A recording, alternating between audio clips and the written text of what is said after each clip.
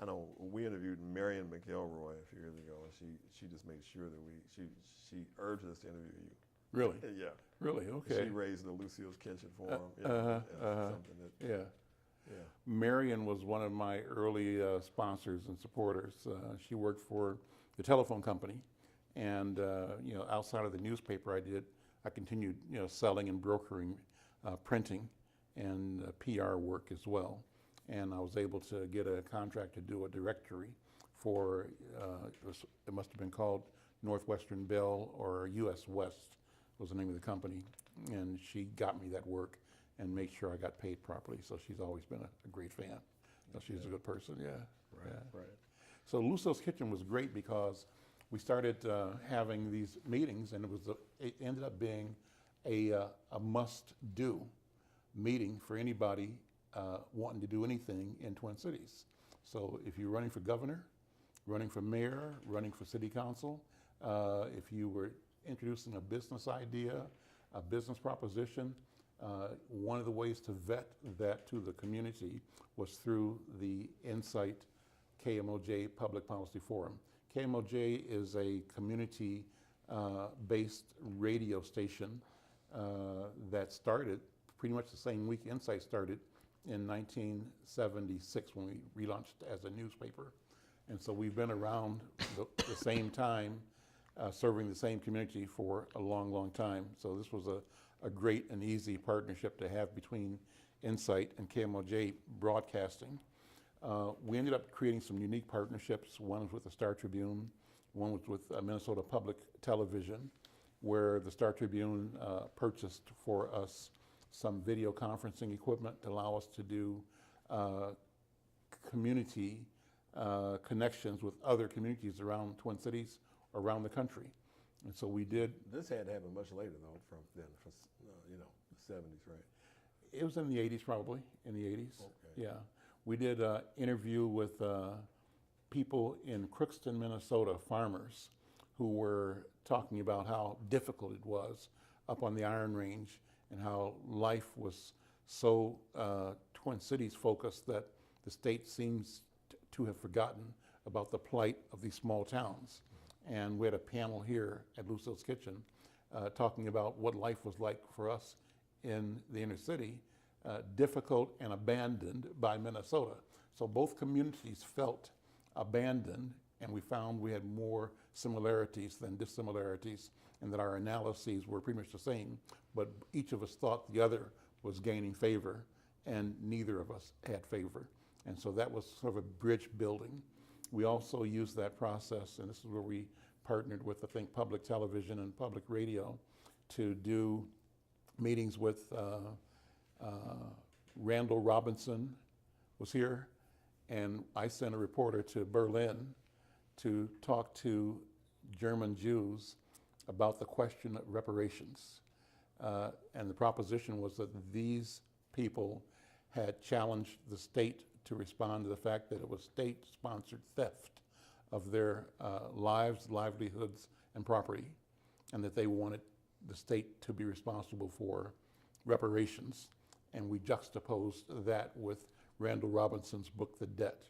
And he talked about the debt, what America owes to black people, and the argument for reparations here. Yeah. Powerful. Right. And so this, I mean, raising an interesting point. I think when we first started doing these interviews, reparations was a hot topic in the black community. It's kind of died down now. But one reaction that white people have to this as such is they said that we don't owe black people anything. Right. But Randall Robinson's argument is that America owes us. Right. It's not white people. Right. It's the state. This is state-sponsored exploitation. Yeah. And, yeah. Yeah. And so I think the argument still has to be made, and we have to press forward with the argument, because eventually the logic of it and the clarity of it will be apparent. And so just because they're saying, we don't know you anything, so what? You can say that doesn't change the reality. The reality is this state and state-sanctioned slavery is something that has to be dealt with, and that has to be resolved. And it's going to be resolved before it's all said and done. That's what I think. So we talked about that. We also had relationship with Nkosinathi Biko, Stephen Biko's son, and we did 2 video conferences with South Africa, one at the close of Truth and Reconciliation hearings in South Africa. We had a group of reporters who followed the story in South Africa, and a group of reporters and legal human rights activists here at Lucille's Kitchen. And we had a discussion about truth and reconciliation and how do you resolve, how do you come to the society resolving the issue of apartheid. What does it mean for America and black people in this country? We did another one where we talked with people in South Africa about AIDS and HIV. When South Africa was denying that AIDS was a problem. Well, where we are right now in North Minneapolis is a place with one of the highest incidences of STDs and HIV in black communities in the country. And so we talked about how our community has to respond to both educate and to serve these populations to create prevention strategies and healing for those who have the problem. So great, innovative, and we use these forums to create content for the newspaper every week. So Okay. Now, we're still doing that. who were your first advertisers? The very first advertiser was U.S. Bank. U.S. Bank had a branch on Plymouth Avenue directed by a gentleman named John Warder. And John Warder had been a member of the Minneapolis School Board, community business leader, respected, one of the conveners of the Urban Coalition. But I went to him when I was starting the publication and asked if his bank would be an advertiser and help me get other advertisers. He said yes. They put the first ad in. So yeah. Okay, and then others followed. I mean, have you? Has there been a particular kind of business that supported you more than another? No, it's been a combination of small businesses and big businesses. So we have corporate advertisers and people that we target for business that are corporate, regional, or national businesses. Then we have local businesses. We have the sectors that we try to go after as sectors would be retail. So we want the grocery stores and retail businesses. We go after arts and entertainment as a sector. We go after education as a sector. And we go after health and well-being as a sector. And we go after banking, financing, wealth building as a sector. So those are 5 broad categories, and we try to channel selling activity. Of course, we sell classified advertising and legal notices and bids. Okay. Now, is there? I shouldn't have let it get this far without asking this question. Is there a story to how you named the paper, Insight News? Not really. I think there are a couple of people claim the name, and I think the former employer, the guy that owned Graphic Service, he thought it was his idea, and it might have been. One of my early advertisers was a restaurant owner, a place called Skip's Barbecue, which is around the corner, but now it's called Masjid an-Nur. It's now a mosque, but it used to be a barbecue joint. And I used to have meetings there all the time too before even Lucille's opened up. And I think Skip would tell people that he gave me the idea for the name. I don't know who did, so yeah. But it's a great name. Okay, It's all a right. great name. And now, what about circulation? We're in a city, Minneapolis, well, the whole, I guess, Twin Cities area. We got like a 7% black population of the whole area, and the whole area is what? How many hundred? I think it's more than 7%. I think it's 8 now. Or? No, I think it's way more than that. It's like okay, all right. We'll talk about it now. I'm thinking that the Minneapolis and St. Paul Twin Cities area probably is approaching 12-14% black out of a population of over 1.5 million, 2 million people. So the population here has expanded exponentially over the past 20 years. When I started in 1974, 76, there probably were 80,000 black people in Twin Cities. No, probably were 40,000, and that was probably like 30,000 or so in Minneapolis and 10,000 in St. Paul. and the concentration at that time would have been in 3 neighborhoods. This one, North Minneapolis. Our sister community, South Minneapolis, was a pocket, so Ward 8, it's called, of black people, and then a place called Rondo or Summit University in St. Paul. Those were the 3 black communities. So we targeted our publication to those communities from the very beginning. We started off in North Minneapolis with a paper that was going door to door to this neighborhood. When we changed our strategy from door to door to community, we began to focus on the black community in South Minneapolis and the black community in St. Paul as well. The population has grown exponentially, in part because of people coming to Minnesota, hearing that quality of life was better here, that there was less crime, better education, better opportunity, and then also in part by the exploding immigrant populations. I think the African American, the traditional African American population is probably something in the order of 100,000 now plus or more, and the Somalis and African immigrants expanded by another 100,000, so 200,000+ black people in Twin Cities now. That's what I think the numbers are probably more accurately. And you have the same phenomenon in the Latino community with Latinos from Mexico, but in the recent years from Central America, that population just blown up. And you have the same phenomenon in the Asian community with at first Vietnamese and now Hmong, and there's a huge Hmong presence. So all of these communities have changed the dynamic of race relations in Twin Cities significantly. It's a different game now, and 2 things have to happen. One is that as African Americans, we have to continue to press forward, looking for inclusion, looking for advancement, looking for wealth building and opportunity in the black community. We have to recognize that the other communities are doing the same thing in their own agency and have a right to do that, that as often as not, sometimes our interest and theirs collide, but that has to be viewed as healthy and not threatening. It means you got to work harder, and then where you can, create coalitions or forge partnerships for things that you can agree on and mutually benefit from. You should, and we do. That's what we do. So, and there are things where we don't have partnerships, we have conflict, and I think we're moving towards that right now in a political contest that's developing following the departure of Keith Ellison from the 5th Congressional District seat to run for a state office. And there are at least several people seeking to fill that, and prominently an African American who's in state Senate, Senator Bobby Joe Champion, and a Somali American who is in the State House of Representatives, who's a new person to the State House, has announced her candidacy and in fact has won the endorsement of the Democratic Party for to be the Democrats' replacement on the ballot for Keith Ellison's seat in the U.S. Congress. So that's going to be conflict between the Black American and the Somali American community, but that's okay. Now It's do you have healthy. what's your so what's your circulation?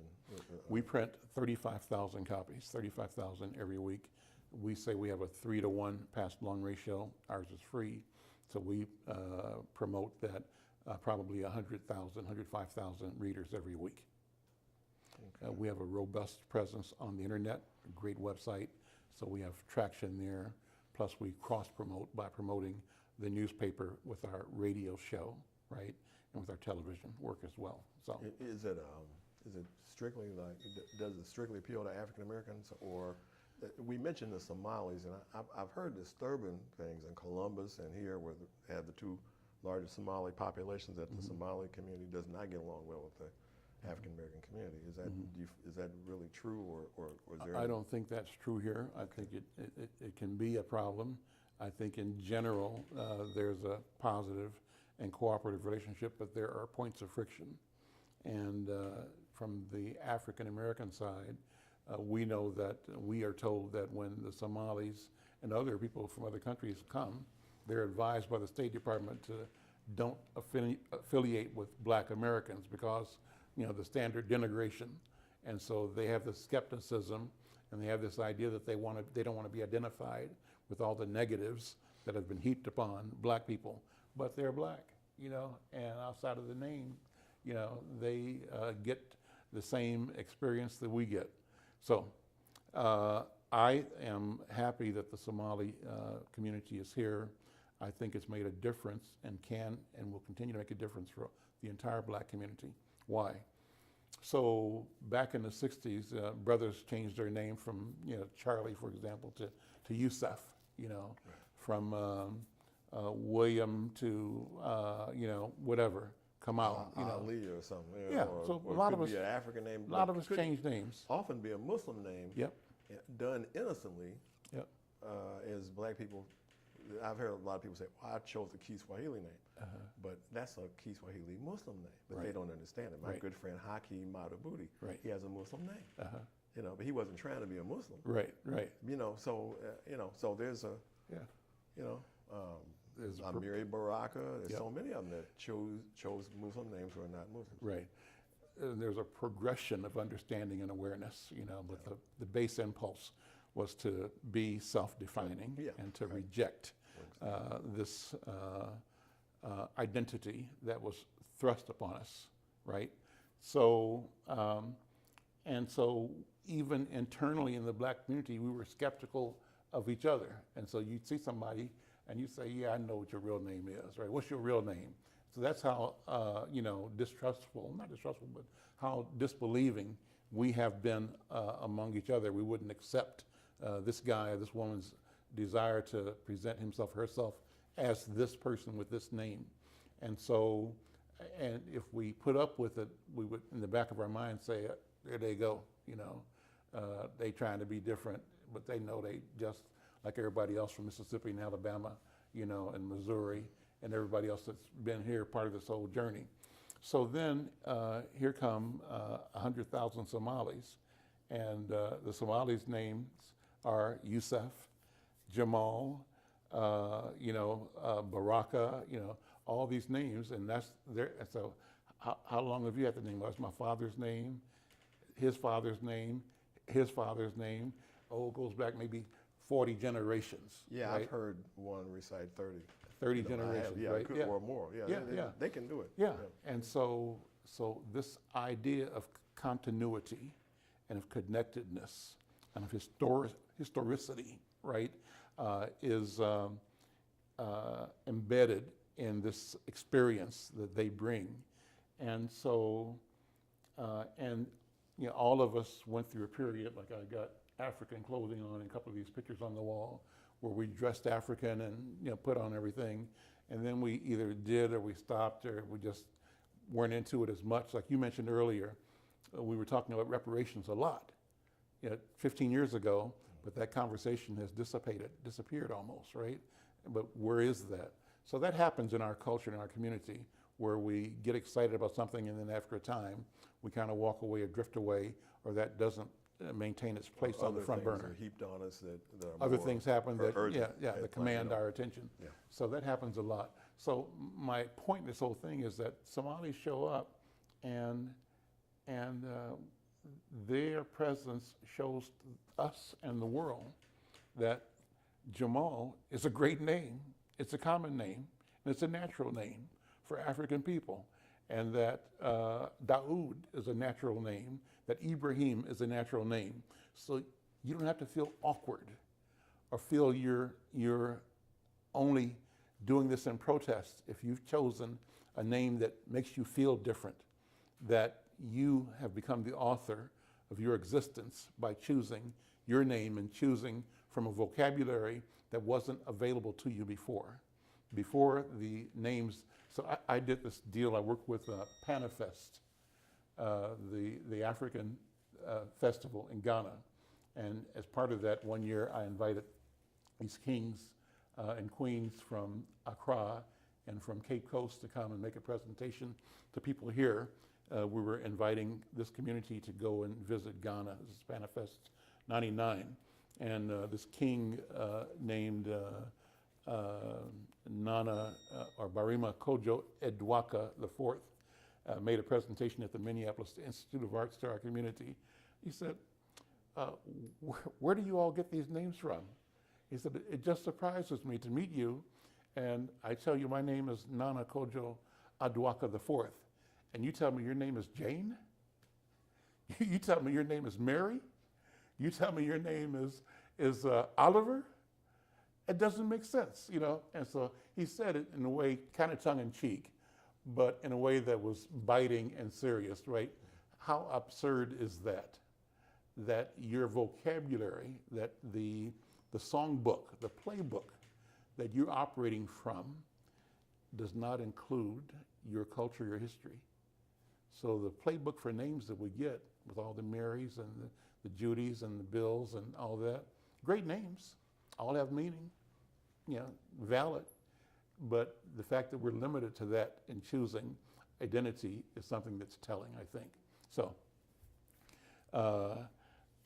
so Somalis arrive and they give us a whole new spectrum of possibility, of definition. So is there an interaction going on? There is. There is. I know there is some kind, Absolutely. gotta be an interaction. Absolutely, there is. But a positive one. It's positive in that the Somalis will say to gatherings of black people, like at Lucille's Kitchen, first of all, we're here because you're here. We acknowledge you. We acknowledge the suffering, the pain, the struggle, but we also acknowledge and celebrate the victorious spirit that you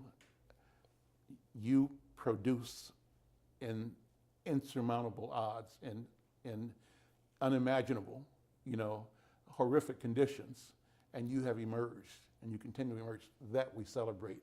And because you have been victorious, we are here today. And your country's engagement of us is because of you. We know that. So they say that publicly. And whether that translates into how people feel and act every day, I don't know. I think it does. Secondly, the Somali kids now are in school with African American kids, and these kids are going to marry. They're going to marry. Simple as that, you know. So guys and girls, kids are going to be friends. The Somali parents worry about Somali kids being influenced by black culture, because black culture is powerful. It's global, it's universal, and the entire world, you know, is into it. They want the black culture, they don't want black people. That's the problem, right? So Somali kids have adopted black culture, and they have the swagger, and they're into rap music and into, you know, elements, and some of the elders don't like that, they fear that. So that's a problem. That's a generational problem, but it's also a cultural problem. And then there are sometimes conflicts in schools, but I think they're minor. Those are high school kids having food fights that they have anywhere, regardless of, you know, what their culture is. So, yeah. Okay. Well, let me move on to that. But here's what I know. Somalis are entrepreneurs. So all over, you got Somali restaurants, a whole bunch of them. Somali auto mechanic stores, Somali businesses. They got a Somali Mall of America. You heard of that before? This is Mall of America, right? Minnesota. They got 2 Somali Malls of America in the Somali neighborhood.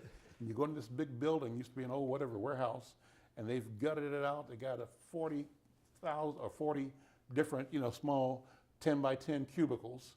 Everybody's selling the same product. You can buy it here, buy it there, buy it there, buy it there, but they all are selling. Somebody's selling coffee, and somebody, you know, but it's this whole thing of how do we do business with each other.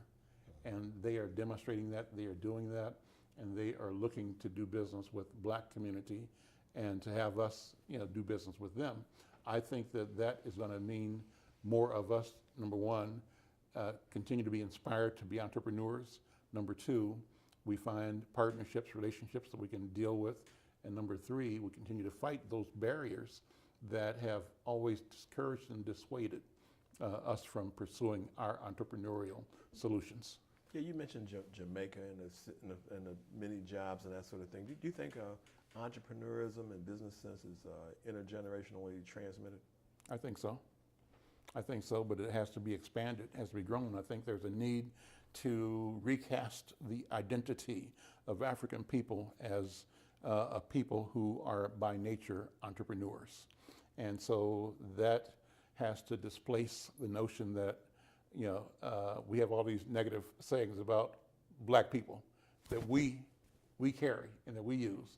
We got to crowd all of that negative indoctrination out of our minds and replace it with language and attitudes and experiences that speak to our capacity, our ability to envision and enact a world that celebrates our existence, our identity, and in a world that doesn't put us at odds with humanity, but a world that allows us to be the source of affirmation for human existence.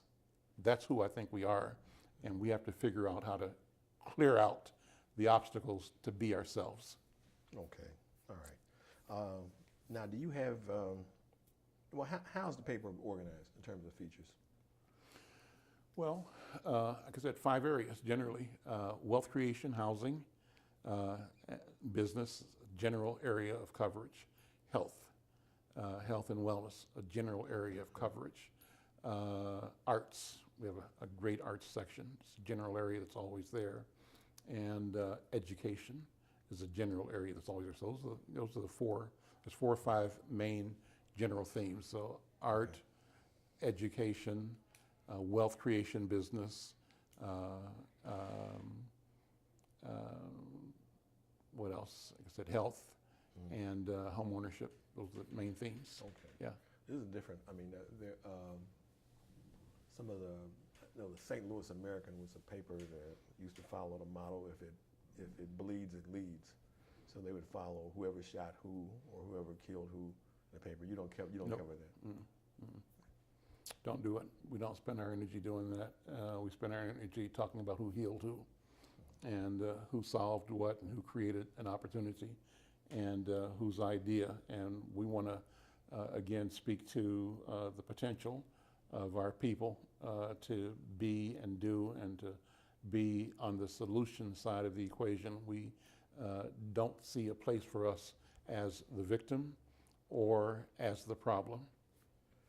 So how would you explain can you capsulize your editorial philosophy for us? It's just reporting. It's basic reporting, news, analysis of the world from the eyes and experience of our people. And the point is, typically what's presented by the dailies is their people. And that's their business. This is our business. We presenting our take on the same thing from how it looks from where we stand. Okay. Now, some of the issues that have been kind of hot in the last few years have been Black Lives Matter, police brutality in neighborhoods, which is something that's been with us for years and years and years. Do you have any thoughts about why it became, why it's up the flagpole now, where it was not before, even though it hurt the same way and people knew about it? What, police brutality or Black Lives Matter? Yeah, well, police brutality, and I mentioned Black Lives Matter as an organized response to it. Well, I think, the question of police brutality, we cover that. We don't spend a lot of time on gang shootings and gang fights and infights and things that create this image that our community is either, red or blue, because that's not true. It's not true. And even though there are egregious crimes occurring in this community and other communities, the crime is not definitive of who we are as a neighborhood, as a community, or as a people. So rather, we try to tell stories of people that are making life happen at the neighborhood, at the family, at the personal level, in ways to give other people access to insight and to how do I improve my life. If they did it, that's my neighbor down the street. If he can go into business, I can go into business. If he can get a scholarship, I can get a scholarship. If his kid can do that, my kid can do it. If they can have a nice house or this in the community, why can't I do it? What do I need to do it? So that goes back to the principles, the motto that you asked about earlier, to inform. Let's give them the information, to instruct. Here's how you do it. A, B, C, D, E, and inspire. What is inspiring?